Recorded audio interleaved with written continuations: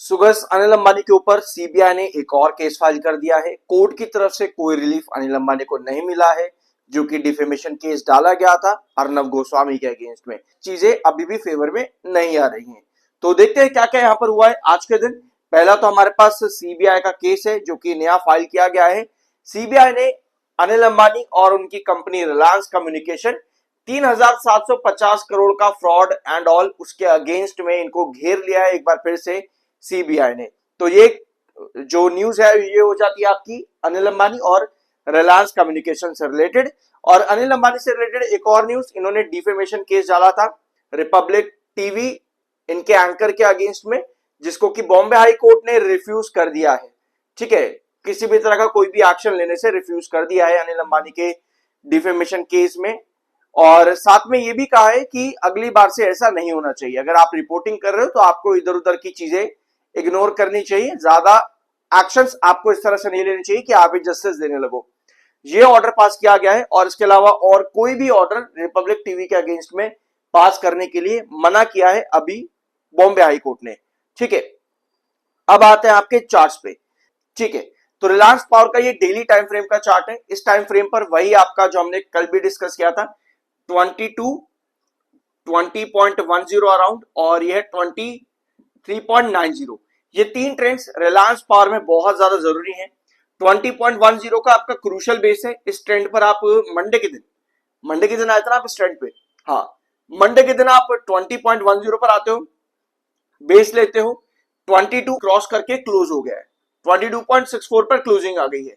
यहां पर खराब चीज क्या है? खराब चीज ये है कि आपका 7 EMA जो आप रेड लाइन ब्लैक लाइन देख रहे हो यहाँ पर, ब्लैक वाली ब्लैक लाइन आपकी ग्रीन लाइन यानी कि 21 EMA के नीचे है। ये टेक्निकल पॉइंट ऑफ व्यू पे एक बेरिश साइन है, यानी मार्केट की रिकवरी पर आपको अच्छी खासी रिकवरी रिलायंस पावर में देखने को मिली, लेकिन क्या ये सस्टेन कर पाएगी वो थोड़ा सा मुश्किल है। अगर आप 22 को देखोगे ना यहाँ पर तो आपको पता लगेगा कि एक्चुअली ये एक रिजेक्शन पॉइंट है, जो कि पिछले कुछ सेशन में एक बेस बनाने की कोशिश कर रहा है। ठीक है, पिछले कुछ सेशन में एक बेस बनाने की कोशिश कर रहा है, बट अगर हम इसको समझे कल की और आज की कैंडल के कंपैरिजन में तो समझ में आएगा कि ये एक्चुअली पिछले 2 सेशन में रिजेक्शन भी बना है 22 का, यानी कि अल्टीमेटली ये एक क्रूशियल प्राइस बन जाता है, क्रूशियल लेवल है। अगर आप आज रिलायंस पावर को 15 मिनट टाइम फ्रेम पर देखोगे ना, ओपनिंग की कैंडल ये रही, उसके बाद एक डाउन ट्रेंड बनता है मार्केट की तरह, फिर रिलायंस पावर जब ब्रेकआउट देने से पहले एग्जैक्टली 22 के इसी ट्रेंड पर 1, 2, 3 और 4, मतलब कि कितने, लगभग 1 घंटा, 15 मिनट टाइम फ्रेम है तो 4 कैंडल बनी 15-15 मिनट की, लगभग 1 घंटा 22 पर ही रिजेक्शन फेस कर रहा था। जैसे ही बायर एक्टिव हुए तभी आपको ब्रेकआउट देखने को मिला है रिलायंस पावर के अंदर। अब दिन के आखिर में जाकर के भी स्ट्रगल देखने को मिला कहीं ना कहीं 22.60 के पास में, यानी कि वही चीज जो हमने कल भी डिस्कस करी थी कि average and exit Reliance power में ये चीज बार बार देखने को मिल रही है। तो कहीं ना कहीं रिलायंस पावर में 22.60 के आसपास ऐसा ही कुछ देखने को मिला है। अगर आपको कोई बड़ा ब्रेकआउट चाहिए तो या तो मार्केट इसी तरह से बुलिश चलता चला जाए ताकि आप 23.90 को भी कवर कर पाओ, और उसके बाद जो आपका नेक्स्ट रिजेक्शन आता है 26.50। अदरवाइज सिचुएशन वही है कि कंपनी के ऊपर काफी सारे नेगेटिव पॉइंट्स इस समय बने हुए हैं, जैसे कि डी रेटिंग का मिलना कंपनी के फाइनेंशियल्स को, कंपनी की विंडमिल का अटैच कर जाना, कंपनी की कुछ प्रॉपर्टीज और अटैच होना, और बाकी की सेबी की जो भी रिपोर्ट्स अभी आनी बाकी है वो, और ईडी के जो भी मैटर यहाँ पर चल रहे हैं, इन सब पर भी रिलीफ आना जरूरी है। इसलिए 2 से 3 महीने से शायद ज्यादा ही हो गया होगा, वारी एनर्जीज का वही एक क्रूशियल रिजेक्शन पर आते ही एक बार फिर से थोड़ा सा डंप देखने को मिला, लेकिन अभी मिड रिजेक्शन और क्रूशियल रिजेक्शन के बीच में है वारी एनर्जीज। भैया यहाँ पर क्या पॉसिबिलिटी बन सकती है टेक्निकल पॉइंट ऑफ व्यू पे, और क्या क्या खबरें हैं वारी एनर्जी से रिलेटेड, इस वीडियो में सबके बारे में डिस्कस करेंगे। क्वार्टर 4 का प्री एनालिसिस यहाँ पर थोड़ा सा देखेंगे कि क्या पॉसिबिलिटी, और तो कंपनी ने अभी डेट्स अनाउंस नहीं करी है, हम सिर्फ प्री एनालिसिस यहाँ पर लेने वाले हैं। तो एंड तक देखना, कुछ अच्छा लगे तो एक प्यारा सा सब्सक्राइब जरूर करते जाना। शुरुआत करते हैं, पहले आते हैं आपकी अपडेट्स पर, क्योंकि यस सिक्योरिटीज ने 30 से 36% का अपसाइड पोटेंशियल दिखाया है वारी एनर्जीज में भी और प्रीमियर एनर्जीज में भी। अगर आप प्रीमियर एनर्जीज का वीडियो चाहते हो तो मेरे चैनल पर अवेलेबल है, कुछ ही दिन पहले मैंने अपलोड किया है वारी एनर्जीज के वीडियो के साथ में, जरूर देख लेना। तो 30 से 36% वारी और प्रीमियर में पॉसिबिलिटी है, ये मानना है यस सिक्योरिटीज का। बाइंग की रेटिंग इन्होंने दी है वारी में भी और प्रीमियर में भी, और 30 से 36 अपसाइड पोटेंशियल यहाँ पर इनका मानना है। ऑलरेडी ये दोनों ही कंपनीज पिछले एक महीने के अंदर 17 से 27% के रिटर्न्स दे चुकी हैं। वारी ने दिए 27% के रिटर्न्स और प्रीमियर एनर्जीज ने दिए 27% के रिटर्न, 17 और 27%। अब साथ में आपके यस सिक्योरिटीज का और क्या कहना है यहाँ पे, इनका कहना है कि हमारा इंडिया का जो इंस्टॉल्ड कैपेसिटी है ना, हम सोलर एनर्जी की बात करेंगे लेकिन अभी रिन्यूएबल एनर्जी का डाटा देखना, टोटल 520 गीगावाट तक पहुंच चुका है रिन्यूएबल एनर्जी कैपेसिटी इंस्टॉलमेंट, जो कि इस सेक्टर के लिए बहुत बड़ी अचीवमेंट है। और ऑलरेडी हम 52% मिक्स को अचीव कर चुके हैं और 50% शेड्यूल्ड था, यानी कि 2% शेड्यूल्ड कैपेसिटी बढ़ाने से 2% ऊपर बढ़ा है, जो कि सेक्टर के लिए अच्छी बात है। अब क्योंकि कैपेसिटीज बढ़ी हैं तो एक बार हम यहां पर देखते हैं कि सिर्फ और सिर्फ सोलर सेक्टर के अंदर कितनी कैपेसिटी बढ़ी है। तो सर सोलर सेक्टर में 35 गीगावाट का कैपेसिटी आपका आया है फाइनेंशियल ईयर 26 में। ये सिर्फ और सिर्फ जनवरी तक का डाटा है, यानी कि इसके बाद फरवरी और आपका मार्च 2 महीने का डाटा अभी आना बाकी है। अभी जनवरी के डाटा के अकॉर्डिंग सिर्फ और सिर्फ सोलर सेक्टर में 35 गीगावाट तक की कैपेसिटी इंस्टॉल्ड हो चुकी है। अब यस सिक्योरिटीज का कहना है कि लॉन्ग टर्म में आपको और प्रोग्रेस देखने को मिल सकती है इस सेक्टर में, सोलर सेक्टर के अंदर भी। ठीक है, अब आते हैं आपकी अगली अपडेट पर। भैया वारी एनर्जीज में इन्होंने टारगेट दिया है 4191 रुपए का। टोटल 2 कंपनीज है, केन्स टेक्नोलॉजी भी और वारी एनर्जीज भी। दोनों के सेक्टर अलग अलग है, लेकिन इन दोनों से रिलेटेड वीडियोस मेरे चैनल पर काफी सारे आप लोगों को मिल जाएंगे। ज्यादातर मार्केट एक्सपर्ट्स का टारगेट केन्स टेक्नोलॉजी में भी किसी का 6000 का था, किसी का 8000 का था। फिर मार्केट एक्सपर्ट्स अपने टारगेट कम किए थे 5000। उसी तरह से वारी एनर्जीज में भी मार्केट एक्सपर्ट्स का टारगेट 5000 5500 तक के आपको देखने को मिल रहा था आज से 2 महीने पहले। ऑल्दो अब मार्केट एक्सपर्ट्स और यस सिक्योरिटीज का कहना है कि वारी एनर्जीज में 4191 रुपए तक का टारगेट देखने को मिल सकता है। ये possibility according to Yes securities.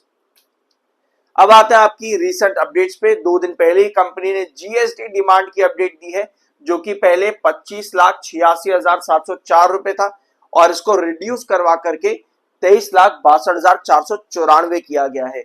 Although total new assessment निकल करके आता है जीएसटी का फाइनेंशियल 2019 से लेकर के 2020 तक का, यानी कि 1 साल का लगभग 7,52,36,584 रुपए का ये नया असेसमेंट है वारी एनर्जीज के जीएसटी का। टेक्निकली एमएफआई बेयरिश है, 82.1 का एमएफआई है, 557.3 का आपका आरएसआई है। अब पिछले सेशन में प्रीमियर एनर्जीज तो काफी बढ़िया दिखा पिछले 2 सेशंस के अंदर, बट वारी एनर्जीज में वो मोमेंटम देखने को नहीं मिला है। रीजन क्या है? पहला रीजन आपको मालूम है कि 3200 भाई आपका ये फाइनल रिजेक्शन है, जो कि हम पिछले 3 से 4 महीनों से डिस्कस कर रहे हैं वारी एनर्जीज में, जहां पर 1 बार और 2 बार आकर के आप रिजेक्शन फेस कर चुके हो। इसके नीचे मिड रिजेक्शन आपका बनता है 3000 पर, ये आपका मिड रिजेक्शन है। अब हमको चाहिए क्या? आपको एक चीज मालूम है कि किसी भी रिजेक्शन पॉइंट पर आप लोगों ने सीखा है चैनल के ऊपर, कंसोलिडेशन और हैंगिंग बेस जरूरी होता है। अब वारी एनर्जीज क्या कर रहा है? एक बायर साइड पर कैंडल दे रहा है 3000 रुपए पे, जो कि इसका मिड रिजेक्शन था लास्ट सेशन के अंदर। और जो अगर हम यहां पर रिजेक्शन देखेंगे 3200 का तो है, लेकिन टेक्निकल पॉइंट ऑफ व्यू पे 3080 पर आपका एक 7 EMA पर रिजेक्शन फेस किया है वारी एनर्जीज ने लास्ट सेशन में। अब आप यहां पे आओ, शायद मैंने 1 आवर टाइम फ्रेम नहीं लिया, बट कोई बात नहीं, इसको थोड़ा जूम इन करके यहां पर देखना, आपको क्लियर नजर आएगा। 7 EMA जो ऊपर वाली ब्लैक लाइन है, किस तरीके से 3080 पर जाते ही आपके वारी एनर्जीज ने रिजेक्शन फेस किया है। अब यहां जरूरत पता है क्या है कि 3080 को क्रॉस करे, क्योंकि एक बार 7 EMA को जब आप टेक्निकल पॉइंट ऑफ व्यू पर सस्टेन करते हो ना, तो वहां कहीं ना कहीं पॉजिटिविटी बनती है। तो हमको ये चीज चाहिए इस बार वारी एनर्जीज में, क्योंकि लास्ट टाइम जब आप 3200 के रिजेक्शन पर आए थे यहां पे, तो आपके पास प्रॉपर सेल ऑफ आ गया था और आप 7 EMA को भी ब्रेक डाउन कर गए थे, जिसके बाद लगभग 2880 की तरफ हम लोग गिरे थे यहां पे। उसके बाद 3000 को रिजेक्शन फेस करता हुआ वापस से आप 2550 पर ड्रॉप कर गए थे। यानी कि इस बार 7 EMA पर जो लास्ट टाइम हुआ था, इस बार वो चीज हमको नहीं चाहिए। इस बार हमें 7 EMA पर सस्टेनेबिलिटी चाहिए ताकि आपका 7 EMA ऊपर की तरफ हिट हो सके और आप 3200 को भी क्रॉस कर सको। अगर हम 3200 के ऊपर का पॉइंट देखेंगे, यानी कि नेक्स्ट 3200 के ऊपर की पॉसिबिलिटी क्या बनती है, तो लगभग 3300 के आसपास आपका नेक्स्ट रिजेक्शन बन रहा है। अब आप कहोगे भाई ये क्या है, बीच बीच में इतने सारे रिजेक्शन। भाई ये शॉर्ट टर्म की बात हो रही है। जब बात आती है लॉन्ग टर्म की, तो 2550 का आपका ये क्रूशल बेस मार्क्ड है चैनल के ऊपर पिछले 4 महीनों से, और ये 3200 का भी रिजेक्शन मार्क्ड है पिछले 4 महीनों से। तो ये बात होती है 4 महीने का लॉन्ग टर्म, और फिर बात आती है आपके शॉर्ट टर्म के अंदर क्या पॉसिबिलिटीज है। 7 EMA आपके शॉर्ट टर्म में, 21 EMA आपका शॉर्ट टर्म में, 200 EMA के तो ऊपर स्टॉक काम कर ही रहा है। अगर आप लोग की कोई पर्सनल क्वेरी है और मेरे साथ पर्सनली आप लाइव सेशन ज्वाइन करना चाहते हो, ये पेड होता है, तो ये मेरा व्हाट्सएप, आप मुझे डीएम कर सकते हो। ठीक है, अब एक बार थोड़ी बहुत पॉसिबिलिटी देख लेते हैं कंपनी के रिजल्ट्स की। पहले कंपनी ने क्या दिया और अब कंपनी क्या दे सकती है अपने Q4 में। ठीक है, तो दिसंबर 2025 में कंपनी का रिवेन्यू आया था 7565 करोड़ का, जो कि एक नया बेंचमार्क है, एक नया हेल्दी बेंचमार्क है। और अगर हम कंपनी का पास्ट देखते हैं तो हमको नजर आता है कि भैया पहले कंपनी का मार्च का रिवेन्यू इन कंपैरिजन विद दिसंबर बहुत अच्छा देखने को मिला है। मतलब हम एक हाई पॉसिबिलिटी लेकर के चल सकते हैं कि दिसंबर 2025 में कंपनी ने एक बड़ा बेंचमार्क लगाया, और आपकी कैपेसिटीज जो बड़ी हैं उनको देखते हुए वारी एनर्जीज एक और नया बेंचमार्क क्या लगा सकता है। यानी कि अगर कंपनी 7500 करोड़ देती है तो कंपनी कितना ग्रोथ कर रही है, क्योंकि 119% कंपनी ने ग्रोथ किया एनुअल बेसिस पर, दिसंबर टू दिसंबर 119% का ग्रोथ। यानी कि भाई हमको 119% का ही ग्रोथ वापस चाहिए। अब 4004 का 119% कितना होगा, 100% तो 4004 करोड़ ही होगा। यानी कि 8008 करोड़ तो कंपनी को लेकर के आना है। उसके बाद में इसका जो 19% है वो निकलेगा जब लगभग 800 करोड़ के आसपास। फॉर एग्जाम्पल मैं एक रफ कैलकुलेशन कर रहा हूं, आप इसको पूरा अच्छे से कैलकुलेट कर लेना। लगभग 800 करोड़ के आसपास निकलेगा, तो मतलब कि 4008 और 800, 4808 करोड़ के आसपास, सॉरी 8808 करोड़, 8808 करोड़, मतलब कि इतना कंपनी को रेवेन्यू चाहिए 8808 करोड़ के आसपास का, 8808 करोड़। ठीक है, 8808 करोड़, ताकि कंपनी अपना इस ग्रोथ को बनाए रखे, ताकि कंपनी का ईपीएस बढ़े, प्राइस टू बुक रेशियो कम हो, ताकि कंपनी फंडामेंटली और ज्यादा पॉजिटिव हो सके। ठीक है, तो ये कुछ पॉसिबिलिटी और ये कुछ रिक्वायरमेंट्स रहेगी कंपनी के Q4 के रिजल्ट्स थे। सो ये था आज के इनका वीडियो वारी एनर्जीज का। आज के बाकी की वीडियोस, कल के बाकी की वीडियोस, परसों के बाकी की वीडियोस नहीं देखे हैं, प्लीज जरूर जाकर के देख लेना, बहुत सारी डिटेल्स आपको मिल जाएगी। होप यहाँ पर आपको कुछ नया जानने को मिला होगा। सब्सक्राइब जरूर करना, मिलता अगले वीडियो में।